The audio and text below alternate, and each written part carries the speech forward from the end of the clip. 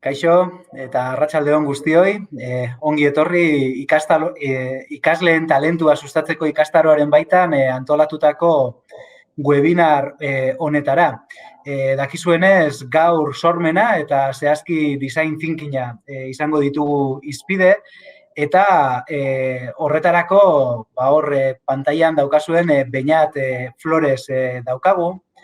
Beñat Flores Mondragon Unibertsitateko Humanitate eta Hezkuntzen Zientzien Fakultateko irakaslea eta ikertzailea da.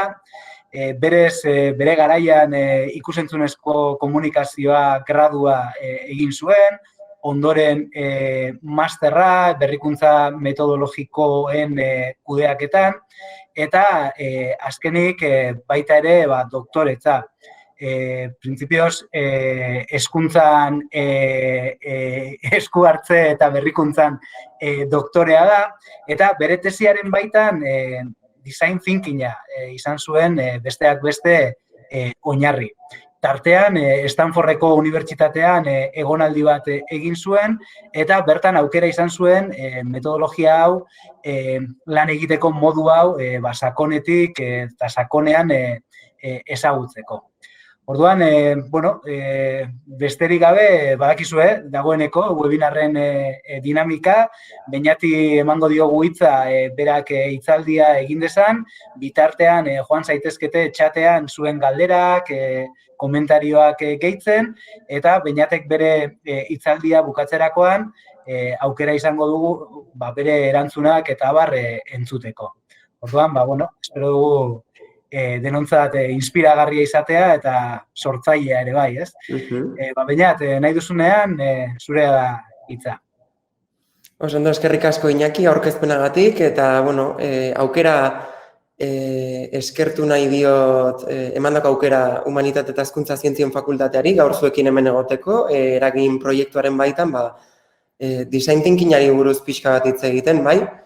Orduan, zuekin partekatuko dut orain aurkezpen bat, espero dut guztiok ondo ikusiko duzuela, eta, datozen minutuetan, datozen orduetan, design thinkingari buruz arituko naiz hitz egiten, eta hain zuzen ere, design thinkinga, hezkuntzan eduki dezaken aplikazioak sormenari begira. Horregatik, gaurko webinarra deitzen da design thinkinga hezkuntzan, sormenerako aukera. Hasteko gustatuko litzaidake esatea, sormena definitzea oso konplexua dela, ez? Iñakik esan duen bezala, duela hilabete gutxi defendatu nuen doktorego tesia, eta, sormenaren inguruan ikertzea tokatu zait azken urteetan, eta, ondorietako bat izan da hori, ez dagoela konsenso garbirik zer den, eta beste webinar bat beharko genuke honen inguruan hitz egiteko, baina bai, zeozer garbian atera banuen garai hartan izan zen, ezpadago ere definizio unibertsal eta bateratu bat, daudela zantzu batzuk iradokitzen dutenak sormena garrantzitsua dela. Eta zergatik edo nola dakigu sormena garrantzitsua dela. Alde batetik, duela 11 urte dagoeneko Europar Kontseiluak 2009 izendatu zuen sormenerako Europako urte.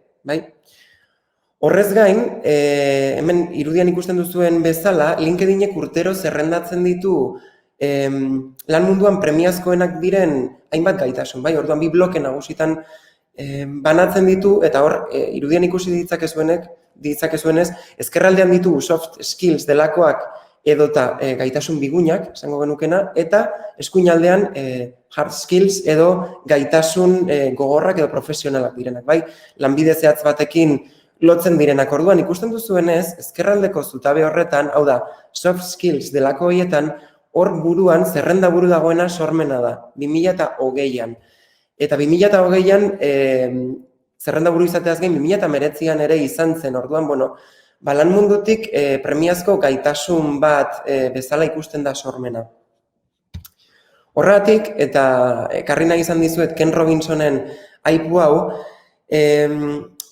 Ken Robinsonek sormena hezkuntza sistemaren erdigunean kokatzeko aldarrikapen gogoangarriak egin zituen bere ibilbide profesionalean zeharrez.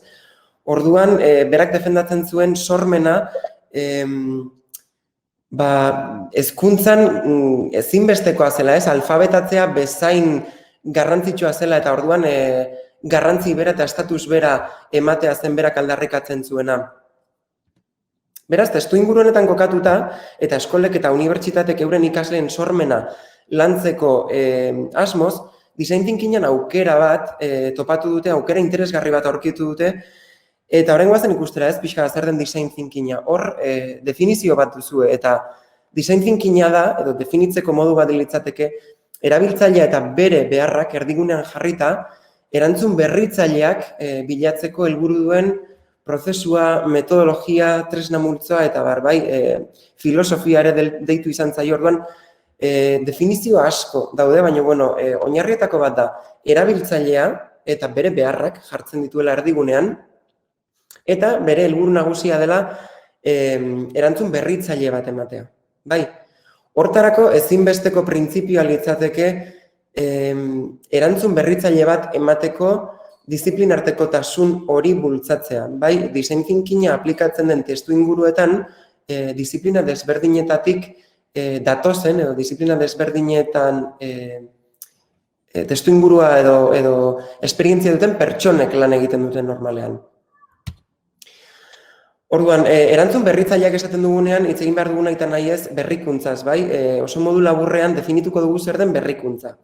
Eta berrikuntza litzateke hemen irudian ikusten dituzuen 3 zirkulu hauen erdian sortzen den fenomeno bat, bai? Alde batetik eukiko genuke desiragarritasuna, eta hemen dago aldez aurretik aipatu dizuedan erabiltzailea eta bere beharra, bai? Behar bat egon behar da, eta norbaitentzat desiragarria izan behar den behar baten gainean lan egin behar dugu, behar baten baitan.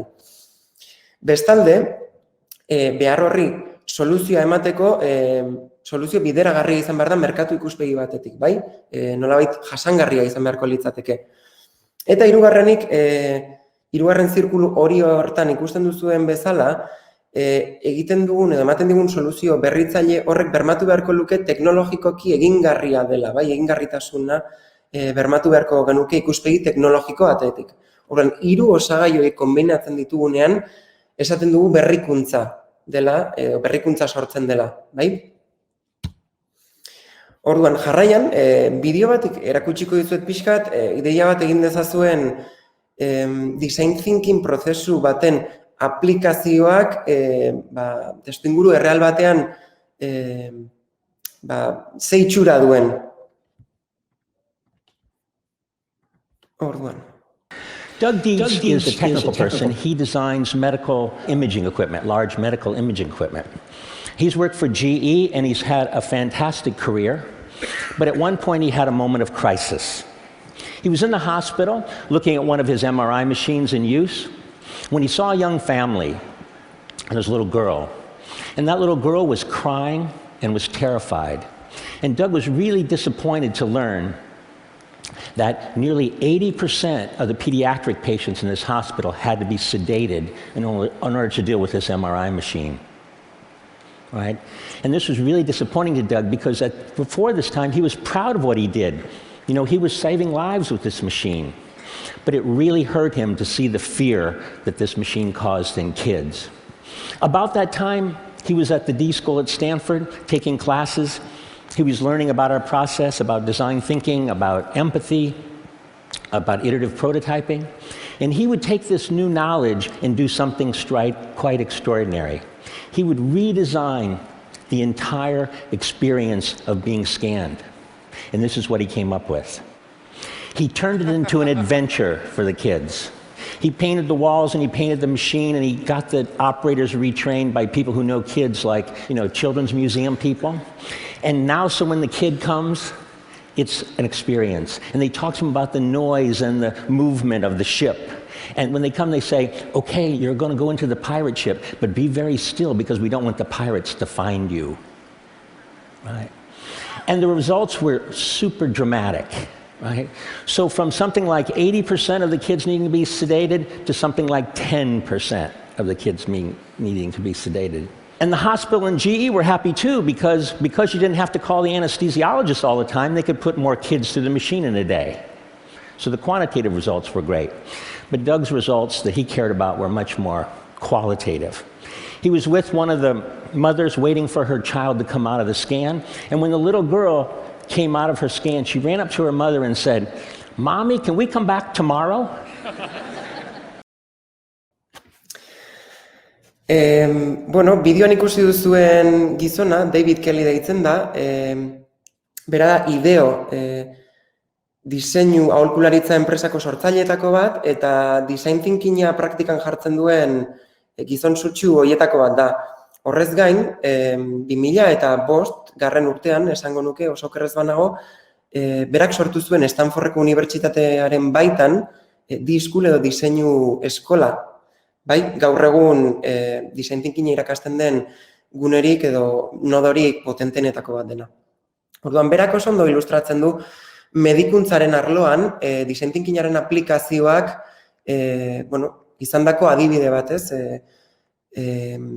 Eta orduan, adibide hortan ikusten den bezala, badaukagu tresna oso potente bat, ez? Eskanerrak egiteko makina bat, baina hor, arazo bat dago, ez? Aurrei begira, traumatikoa den esperientzia bat sortzen du, eta orduan, design thinkinga erabiltzen dute esperientzia hori birdiseinatzeko. Eta, orduan, birdiseinatze hori gauzatzeko, prozesu, metodologia edo tresna multzo pautatu bat eskaintzen du design thinkingak. Eta design thinkingak eredu asko ditu. Gunearen, unibertsitatearen, enpresaren arabera, design thinking eredu desberdin bat aurkitu dezakegu. Orduan, zentzu hortan oso irekia da. Nik hemen 5 faseko design thinking eredu bat ekarri dizuet, eta hau da Stanfordeko diseinu eskolan erakusten dena. Orduan, irudian ikusten dituzuen 5 fase hauek osatzen dute design thinking eredua. Eta faseak dira, lehendabizi esplorazioa, bigarrenik definizioa, ondoren ideazioa, prototipazioa eta azkenik testa edo froga. Orduan, bideoan atera dira kontzeptu batzuk, eta orain joango gara datozen minutuetan pausuz pausu edo fasez fase design thinkinga hobetu ulertzen edo hemen sakontzen. Eta horretarako esplorazioarekin hasiko gara. Esplorazioa izeneko fase honetan, helburu argi bat du fase honek, eta da, erabiltzailea, eta bere testu ingurua ezagutzea.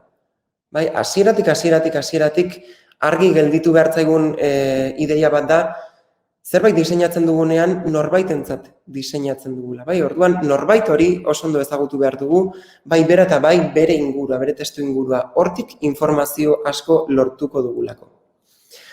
Orduan, esaten dugunean, erabiltzailea ezagutuko dugula, erabiltzaile horrek izan dezaken utxune baten bilagoaz, utxune hori identifikatzera.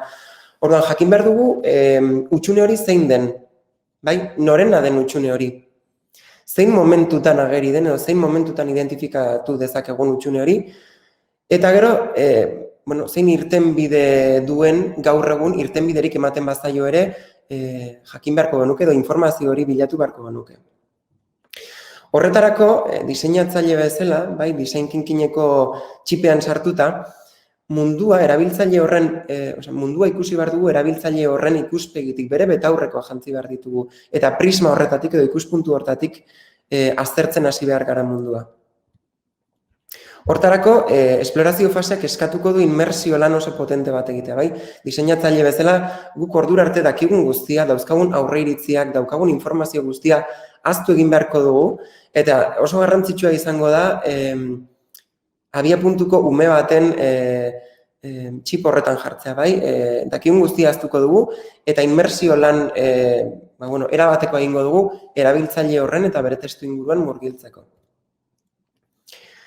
Orduan, teknika interesgarrietako bat hemen ekarri dizuedan hau da, eta eragileen mapa bat sortzea, informazioa nondik lortu behar dugu. Erdigunean gure erabiltzailea jarriko dugu, baina baita ere, kontutan hartu behar dugu, gure erabiltzailearen baitan dagoen jende bat edo eragile batzuk interesgarriak izan daitezkela eta momentu jakin batean gure aliatuak, esate baterako hezkuntzarekin erlazionatutako zerbait birdiseinatu nahi badugu, esate baterako klaseko lehenengo 5 minutuak birdiseinatu nahi ditugu, gure ikasleen parte hartzea areagotzeko, edo gero beste esperientzia bat izan dezan, klase horrena. erdigunean jarriko dugun erabiltzailea gure ikaslea izango da, baina horren baitan, irakasleak kontutan hartu behar ditugu, irakasle hoiez gain behar bada hartuko ditugu kontuan ikasle hoien gurasoak, eta bai, hor maila desberdinetako jendea daukagu, eta horiek ere informazio garrantzitsua eman diezagukete. Orduan, design thinkinga aplikatzen dugunean guke unibertsitatean, egiten dugun lehenengo gauza, eragileen mapa bat osatu ez, ikusteko nondik lortu dezakegun informazioa. Hemen importantea da informazio hori lortzeko teknika desberdinak baliatzea. Eta haietako bat eta oso garrantzitsua izango dena, behar bada oinarrizkoena, behaketa izango da. Bai? Begiak ireki behar ditugu, bai? Lehen esan dizudan erabiltzailearen betaurreko horiek jarrita, eta orduan behaketa oso garrantzitsua izango da. Horrez gain, dokumentazio lan egin beharko dugu, bai? Eta dokumentazio hori alik eta bisualen izatea gomendatzen dugu, bai? Oharrak hartuko ditugu idatziz, baina aldela, kamerak gure mugikorrak erabiliko ditugu dokumentazio grafiko hori sustatzeko. Eta hemen badago, David Kelleyren bideoan aipatu den kontzeptu oso garrantzitsu bat, eta da empatia, bai? Gure erabiltzailearen egunerokotasunean testu inguruan murgiltzeko eta bera ulertzeko empatia izango da gure tresnarik garrantzitsuen, empatia garatu behar dugu berekiko. Horretarako elkarrizketa empatikoak ere tresna interesgarriak dira, eta elkarrizketa empatikoak zer desberdintasuna, zer bereizgarri dute beste elkarrizketa motekin alderatuz. Bueno, hauek bilatzen dutena da istorioak, gure erabiltzaileen historiak bilatzeragoaz, beren bizitzako pasarte konkretuak bilatuko ditugu. Bai, ez zaizkigu inporta inbeste datua, portzentaiak orokorrean zer egiten duten baizik, eta haien emozioak bilatzera joango gara, ez? Esate baterako klaseko lehenengo 5 minutu horiek birdiseinatu nahiko bagenitu, bilatuko genuke, nola sentitzen den ikasle hori, ez? Nondik datorren, nola sentitzen den, nolakoa den emozionalidade hori lehenengo 5 minutu horietan, eta bar. Hortarako, elkarrizketa empatikoak sortzeko txantilloiak erabiltzen ditugu guk unibertsitatean, eta hemen ikusten duzuenez, arazo eremua edo erronka eremuari buruzko hasierako uste batzuk jartzen ditugu, baina esan dizuedan bezala, hemen garrantzitsua izaten da gure aurre iritzi horiek albo batera ustera. Empatia sortzeko estrategiak lantzen ditugu eta hemen zerrendatzea garrantzitsua da. Eta horrekin batera galderagako batzuk ere aurreikustea importantea da elkarrizketa horietara iristerako. Eta gero, haien emozioekin lotutako hainbat kontzeptu edo gai nagusi aldez aurretik prestatzea eskatzen diogu gure ikaslei. Eta gero, haien istorioak laburtzen ditugu azkeneko hemen behaldean duzuen laukitxo honetan. Esan dizudan bezala, historiak bilatzen ditugu, bai? Eta horretarako, helburua litzateke elkarrizketa empatiko horietan 3 zutabe hauez osatutako, ez dakit, historio edo historio pasarte horietara iristea, ez? Eta haietako bat izan daiteke adibidez. Eta barkatuko idazue, baina nik ikusentzunezko komunikazioa ikasi nuen, orduan adibideak ematerako orduan asko jotzen dut alor horretara, orduan, egoera bat, motivazio bat eta aurreikuspen bat lortzera iritsiko bagina, pista batzuk badakigu eskuratuko genituzke gure erronka zein den jakiteko. Adibidez, gure erabiltzaileak esango baligu argazki kamerarekin argazkiak ateratzen ditudanean, bai, hau da bere egoera, edizio lan sakona egin nahi dut gero, edo egiten dut gero, hori da bere motivazioa. Zertarako, zein da aurreikusitako emaitza? Argazkilari profesional batek egindakoak direlako itxura lortzeko. Bai, orduan, zerbait egiten dudanean, hau egin nahi dut, hau lortzeko. Bai, pasarte konkretuak edo historio konkretuak bilatzen ditugu. Beste adibide bat izan daiteke desberdina dena. Mugikorrarekin argazkiak egiten ditudanean, bai, egoera desberdina da. Ja, beste tresna bat daukagu. Motivazioa ere desberdina da hemen. Edizio azkar eta simplea egin nahi dut. Aurrekoan edizio sakona eta landua egin nahi zuen. Oraingoan erraza eta simplea da. Zergatik aurreikusitako emaitzare desberdina delako. Eta da, lagunekin sare sozialetan lehenbailen partekatu nahi ditu delako.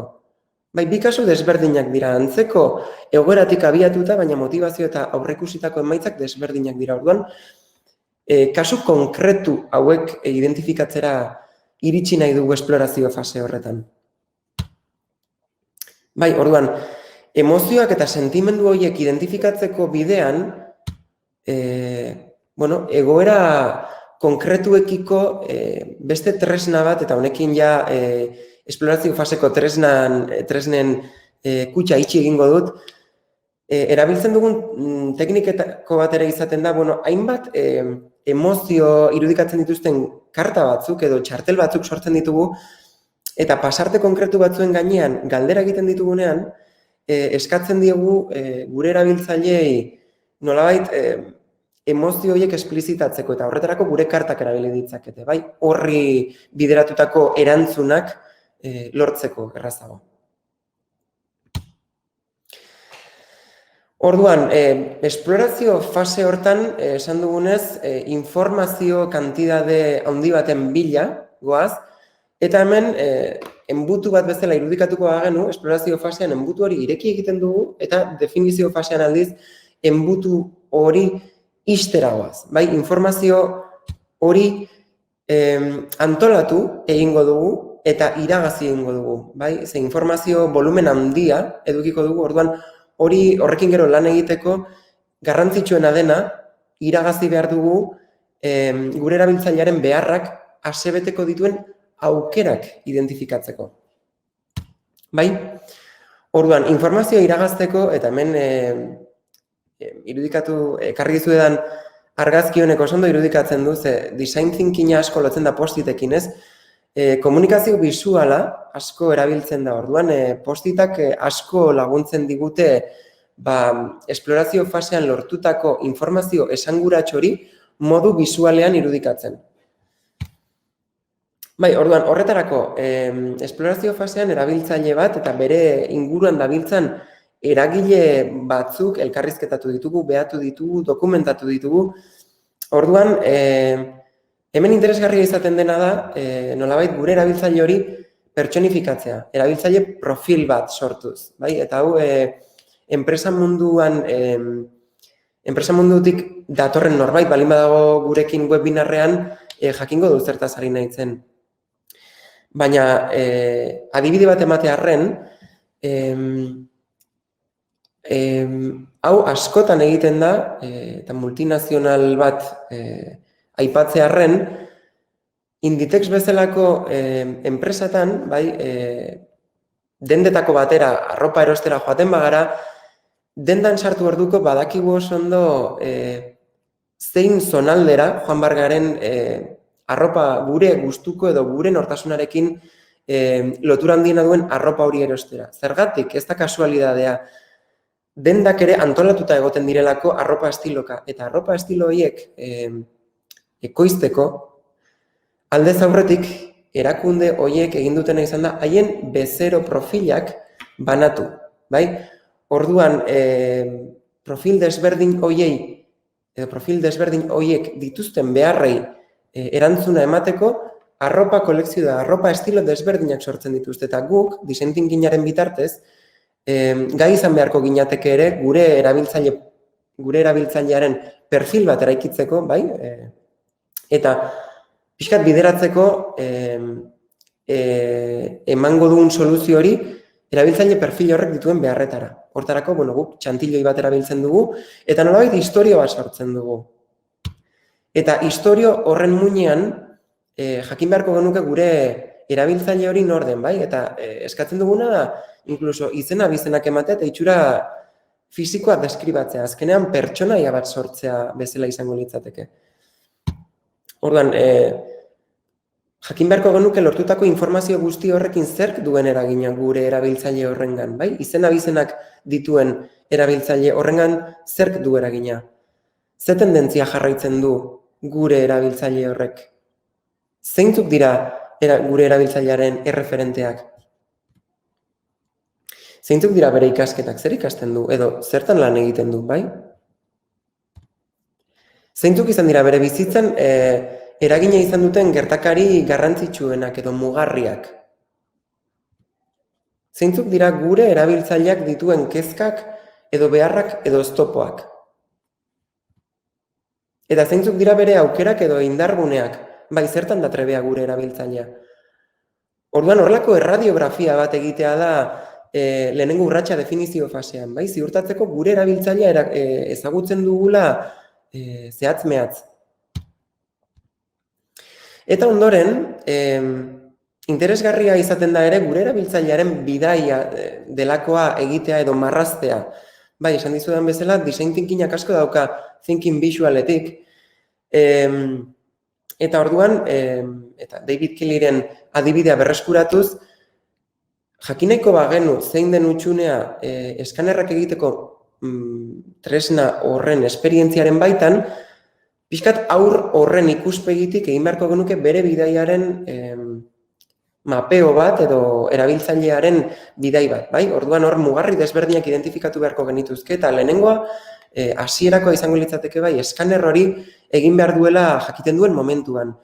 Gero ospitalera iristen den momentuan, itxaron gelan dagoenean, gero gelan eskanerra egiteko gelan sartzen den momentuan, etzanda jartzen den momentuan, sartzen den momentuan. Orduan hor, hito edo mugarri momentu desberdinak irudikatu behar ditugu, eta hemen irudian ikusten duzuen txantilloi hau betez, ekintzak, emozio desberdinak eta aukera desberdinak, bai, hobekuntza aukera desberdinak identifikatzea izango litzateke hurrengo urratsa, bai, jakiteko non eragin dezakegun zehazki. Eta behin, bidai hori identifikatuta edo marraztuta, hurrengo urratsa litzateke gure erronka galdera modura formulatzea, bai? Eta saiatu behar gara galdera hori bere neurrian hartzen, bai? Ez dadin izan orokorregia, ez da zehatzegia, eta hemen adibide batzuk jarriko dizkizuet. Nolako izango litzateke orokorregia den galdera bat? Adibidez, nola irauli dezakegu bankuen negozio eredua? Erronka bezala oso irekia da, bai? Eta abiapuntu zaila jarriko genuke galdera hori hartuko bagenu abiapuntu bezala. Zein izango litzateke galdera zehatzegi bat? Adibidez, zein modutan erabili dezakegu napa larrua jende helduarentzat sakeleko diru zorro bat egiteko? Bai, elementu zehatz gehiegi ditugu galderaren baitan eta ez dago margenik ere badakigu ze material erabili behar dugun, badakigu zein izango den helburu emaitza produktu hori, badakigu dena, badakigu zein den gure publiko objektiboa edo gure erabiltzailea. Orduan, ez daukagu margen gehiegirik hor eragiteko. Orduan, nola bilatu galdera orokorregi baten eta zehatzegi baten arteko oreka? Bueno, hori erronka bat da, baina adibide bat ematearren, beren neurrian egindako galdera bat izan ziteken nola diseinatu dezakegu gaztentzako erakargarria den inbertsio produktu bat. Bai? Hor, gure helburua daukagu, dela gaztentzako erakargarria den inbertsio produktu bat sortzea, zehaztasun maila egoki bat dauka, ez da zehatzegia ere ez, baina bueno, pistak ematen dizkigu, badakigu norentzako sortu edo diseinatu beharko genuken, baina ez digute informazio baldintza gehigarririk ematen. Bai, orduan, galdera edo erronka galdera gisa formulatu beharko genuke definizio fase hau amaitzeko. Eta hemendik jauzi egingo genuke ideazio fasera, bai? Orduan, ideazio fasean berriz ere enbutua ireki egingo genuke eta erronka horri alternatibak emateko, ideia kantidade handi baten bila joango ginateke. Orduan, ideazioaren helburua litzateke, identifikatutako beharrak hobekuntza aukera bilakatzea eta alternatiba berritzaileak sortzea. Eta hemen berriz ere postitak erabiliko ditugu zergatik ideia kopuru handi baten bila joango garelako. Bai, eta ideia bakoitza aldela irudikatuko dugu modu bisualean postit batean.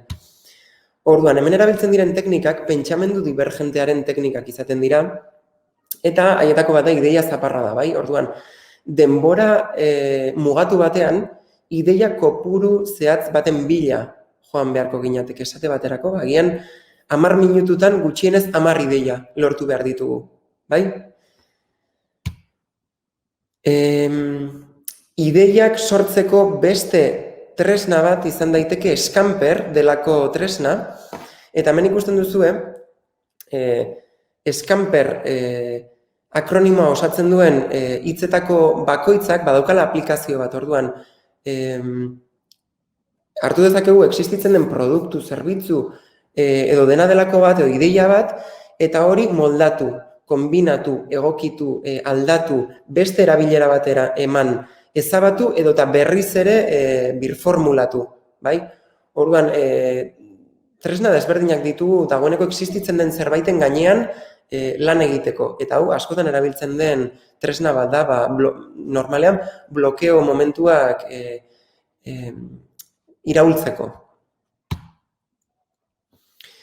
Behin ideia kopuru handi bat lortu dugunean bai eta horretarako komeni da, hor irudian ikusten duzuen bezala paretetan edo leku ireki batean bisualki eskuragarri jartzea talde guztiak ondo ikusteko moduan, ideien aukeraketa egiteko momentua iristen da, bai? Eta hor, normalean, guk unibertsitatean design thinking prozesuak aplikatu ditugun kasutan, botaketa batzuk egin ditugu gometxa batzuk erabiliz, baina hemen badago dinamika edo hautaketa egiteko, ideien hautaketa egiteko metodo edo dinamika interesgarri bat, eta hau da, De Bonoren 6 kapelak, bai? Orduan, 6 koloretako bakoitzak irudikatzen du taldekide bakoitzak eduki dezakeen rol bat ideia konkretu baten aurrean. Orduan, esate baterako txuriak irudikatzen du, kapela txuria jantzita duen rol horrek irudikatzen du pertsona objektibo edo neutralak, bai? Modu objektibo edo neutralean pentsatzen du pertsona horrek. Kapela gorriak irudikatzen duena da, taldekide horrek egingo dituen ekarpenak egingo dituela alde emozionaletik edo oso sentimentala izango dela. Bai, sentimendua gailenduko direla. Kapela beltza jarrita duen taldekideak aldiz ekarpenak egingo ditu modu kritiko eta zuhur batean, bai? Horiak aldiz bere ekarpenak egingo ditu alderdi positiboak azpimarratuz, beti izango da oso baikorra. Eta kapela berdea jantzita duenak aldiz sormen aukerak proposatuko ditu beti, bai? Beti izango da pertsona divergentea eta blokeo uneetan alternatiba desberdinak proposatuko dituenak ideia horri atera bide emateko. Eta kapela urdina azkenik horrek simbolizatzen du, gainontzeko kapelen kudeaketa eta gestioa eramango duenak, bai? Gainontzekoen gainetik dagoela esango genuke eta orduan denboraren eta rolen kudeaketa egingo luke. Orduan, ideian aukeraketan normalean aberasgarria izaten da guztiok rol desberdin bat hartzea eta pixkat txapela edo rol horretatik egitea bere ekarpenak. Orduan, ideien aukeraketa horretatik ideia bat lortu dugunean edo pare bat 3 ideia aukeratu eta haiekin konbinaketa bat egin dugunean eta elkar osatuz bat lortu dugunean, urrengo fasera, design thinkingaren urrengo fasera dingo dugu jauzi, eta da prototipazioa. Bai, orduan, ideiak ditugun momentuan, garrantzitsua da gure buruari trabarik ez jartzea, bai, pixkat gure buruari amesteko baimena ematea, baina beti ere kontutan eduki beharko dugu, aukeratzen dugun ideia hori ukigarri bihurtu beharko dugula eta ideia hori prototipatu egingo dugula, bai? Orduan, prototipazioaren helburua da, lortu dugun ideia hori maila abstraktutik, edo maila kontzeptual teoriko horretatik maila praktikora eramatea. Horretarako fisikoa den edo ukigarria den prototipo bat sortuko dugu, bai? Eta horretarako deitzen duguna erresoluzio baxuko prototipoak sortuko ditugu. Zergatik da hau garrantzitsua? Askotan ideiek gure buruan funtzionatzen dute, baina gero nolabait lurrera jaitsi behar ditugu eta ukigarri bihurtzeko ariketa horrek laguntzen digu identifikatzen aldez aurretik zeintzuk izan daitezken gure ideiak eduki ditzaken indarguneak eta hutsune edo ahulguneak, bai? Hortarako, importantea da, erraz prototipatu daitezkeen prototipoak edo artefaktuak sortzea, bai? Eta prototipo mota desberdinak daude, bai? Objektu desberdinak prototipatu ditzakegu, produktu bat balin badaukagu buruan, bai? Gure ideia produktu bat izan bada, objektu moduan prototipatuko dugu. Eta hortarako, kartulinak, bulegoko materiala erabili dezakegu. Diseinu mailan gelditu daiteke gure prototipoa, bai? Demagun gure ideia izan dela aplikazio berri bat edo webgune berri bat sortzea, bueno, rotulagailuekin edota edizio softwareak edo diseinu softwareak erabilita, aplikazio horren diseinuetan gelditu daitezke edo pantailazo horiek diseinatu ditzakegu. Gure prototipoa, gure ideia espazio bat balin bada, bai? Eta demagun ikasgela berri bat prototipatu nahi dugula, maketa bat egin genezake, bai, berriz ere, bulego materiala erabilita, legoak erabilita plastilina, bai, espazioak irudikatzeko, edo maketak sortzeko, modu errazean sortzeko, materiala erabili beharko genuke. Edota, espazioak modu profesionalago batean, edo maketak modu profesionalago batean irudikatzeko softwareak dela AutoCAD edo antzekoak. Esperientziak prototipatu nahi baditugu eta hemen hartuko dugu eskanerratik pasatu behar den haur horren adibidea, bai, roleplaying bat egin dezakegu irudikatzeko hasieratik bukaerara nola izango den haur horren esperientzia, bai, eta bere roletik interpretatu esperientzia guzti hori. Eta ikusentzunezko bat prototipatu nahi badugu, gure alorrean asko gertatzen da ez, bueno, teaser bideoak edo bideo pieza txikiak prototipatu ditzakegu, edo storyboardak marrazkiak egin ditzakegu, eta bai, prototipoa ulertu behar dugu oso modu zabalean, bai, zen normalean oso erraz identifikatzen dugu prototipo bat ukigarria den artefaktu edo objektu batekin, baina beste modu askotara irudikatu dezakegu edo prototipatu dezakegu gure ideia. Orduan, esan dudan bezala, hortarako bulego materiala erabiliko dugu, bai, kartulinak, postitak, errotulagailuak, plastilinak eta bar. Legoak ere askotan erabiltzen dira, bai, batez ere espazioak irudikatzeko eta esperientziak prototipatzeko.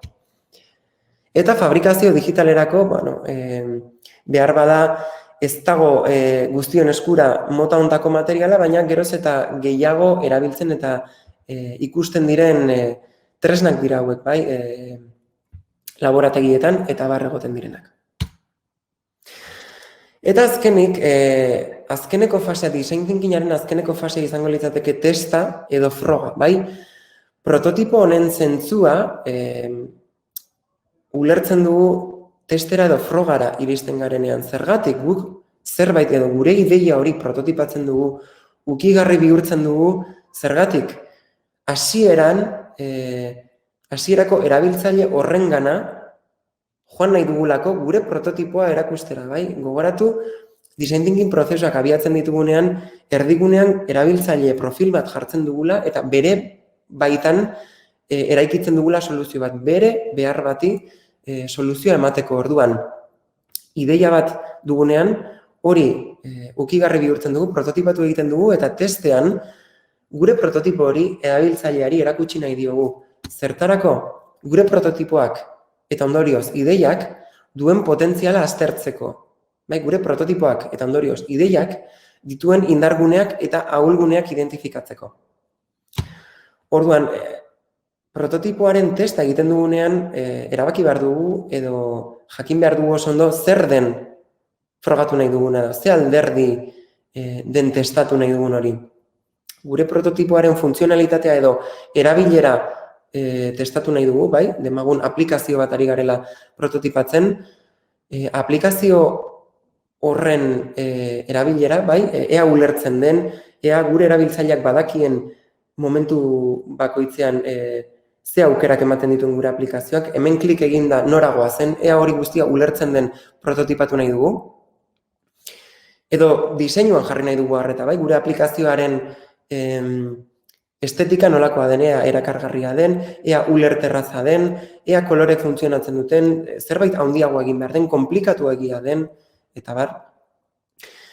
Edo testatu nahi dugu, edo frogatu nahi dugu gure prototipoak betetzen dituen bere helburuak, hau da, ase betetzen duen gure erabiltzailearen behar hori, bai? Eta hemen berriz ere hartuko dut David Kellyren adibide hori, guk sortzen dugunean edo margotzen dugunean eskanerraren gela guzti hori ontzi pirata baten antzera sortzen ari gara guk nahi dugun atmosfera ludiko hori, parke itxura ematen diogu eta lortzen du guk hasieran markatutako helburua, hau da, horrek ahalbidetzen du gure erabiltzaileak, hau da, haurrak, makina hortatik pasako diren haurrak esperientzia traumatiko bat ez izatea. Orduan, hortarako, feedbacka jasotzeko txantilloi bat prestatzea komenigarria da, test edo froga hori egiteragoa zenean, gure erabiltzaileak esandako guzti hori jasotzeko modu ordenatuan eta sistematikoan. Orduan, irudien ez da ondo ikusten, baina guk 4 kuadrantetan banatu ohi dugu feedbacka jasotzeko txantilloi hori, eta kuadrantetako batean apuntatzen dugu gure erabiltzaileari zer gustatu zaion, edo ingelesez askotan aipatzen den I like, gure prototipotik zer gustatzen zaion, gure prototipo hortatik zer bota duen faltan, bai, edo zer gustatuko litzaioken gehiago edukitzea, edo I wish hori, hirugarrena zer ez zaion gustatu edo zer kenduko genuken, bai, eta laugarrenean ze aukerak ditugun edo zer gehituko genuken, bale? Orduan, design thinkingean oinarritutako esperientzia bat aurrera eramateko, nik uste dut importantea dela norberak bere burua aldez aurretik egoera hortan jartzea, eta design thinkingean oinarritutako prozesu batetik pasatzea, proiektu bat aurrera eramatea, fase guzti horiek igaroz, eta nik gradua ikusentzunezko komunikazioa ikasi nuen bitartean, prozesu hori igarotzeko aukera eduki nuen, oso aberasgarria izan dena, eta maila teorikoan eta nire azalpenekin behar bada ulertzen ez diren gauza asko ulertzeko aukera ematen dutenak. Horrez gain, doktorego tesia egin nuen bitartean, 3 hilabeteko egonaldi bat egiteko sortea izan nuen design thinkinga modu suitsuan aplikatzen eta irakasten duten zentroan, bai? Orduan, Center for Design Researchean 3 hilabete eman nituen design thinkingari buruz ikertzen, Stanfordeko unibertsitatean, baina hala ere, diseinu eskolan ME310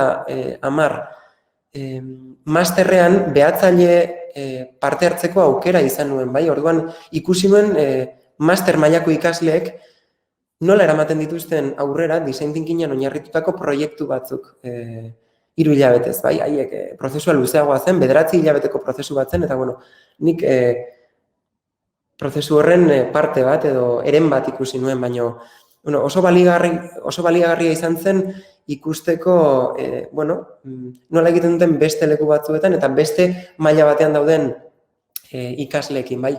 Bertan, disiplina desberdinetako ikasleak batzen zituzten proiektu beraren bueltan eta oso aberasgarria zen zentzu horretan, bai? Gradu mailan zailagoa da hori bermatzea, baina oso egingarria da eta hala ere disiplinartekotasun hori bermatzen da berdin-berdin. Orduan, webinar honetatik zeozer eramatea gustatuko balitzait, hau da, design thinkinga da erabiltzailearengan zentratzen den edo erabiltzailearengan ardazten den metodologia, prozesu edo eta tresna multzo bat, bai, iparrean duena berrikuntza eta zehazki soluzio berritzaile bat lortzea.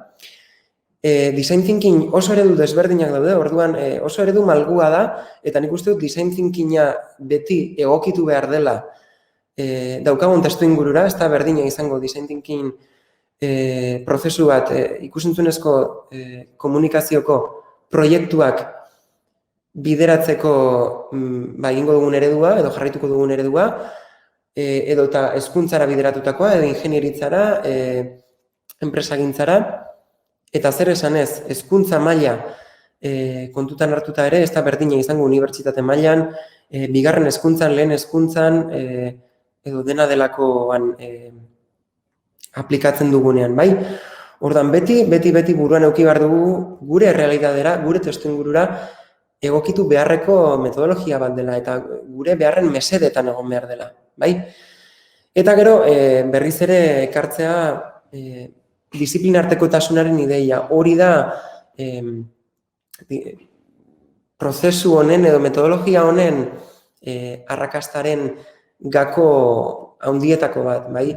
Honek funtzionatzen du eta berrikuntza lortzen dugu disiplina, ikuspegi eta esperientzia eta jakintza desberdinak kombinatzen ditugunean mahai baten bueltan eta proiektu beraren baitan pentsatzen. Orduan, aniztasuna zenbat eta handiagoa izan, aukerak orduan eta handiagoak ere izango dira berrikuntza hori edo ikuspegi desberdin horiek integratuta zerbait soluzio berritzaile eta integralago bat lortzeko.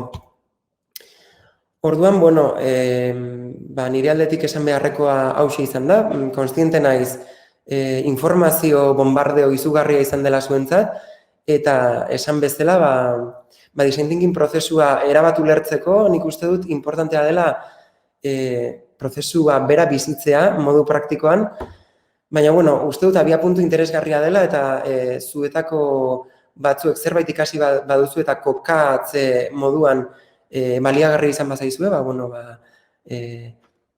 hauxe izan da gaurko saioaren edo webinarraren helburua. Orduan, besterik gabe eskerrak eman nahi dizkizuet zuen arretagatik eta zalantzaren bat balego, plazer handiz erantzungo dituzuen zalantzak, dudak edo galderak.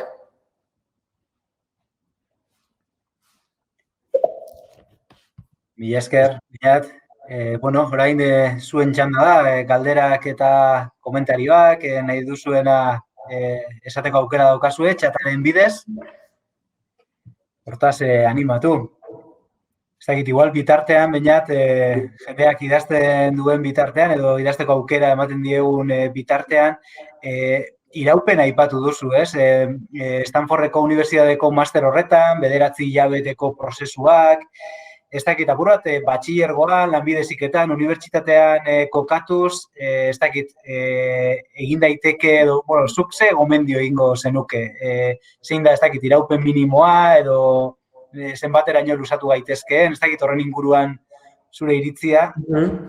Design thinking prozesuak eraman daitezke aurrera modurik muturrekoenean edo radikalenean egun batean ere. Nire ustez ez da idealena, fase bakoitzak eskatzen du bere patxada eta gauzak pixkat, ez dakit, pazientzia pixka batekin egitea, baina nik ikusi dute aurrera eramaten design thinking prozesu bat egun oso batean, holako bootcamp formatuan. Orduan, egun batean egin daiteke, nik uste dut minimoa, nire iritziz, astebete izan beharko litzatekela, eta iraupenak baldintzatuko du asko zein den erronkaren konplexutasun maila, bai?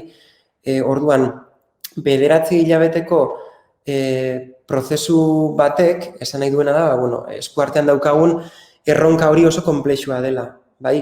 Eta orduan denbora asko eskatzen dutela, batez ere, hasierako fase horiek, esplorazio fasea eta definizio fasean, hor denbora asko inbertitu behar dugu, bai?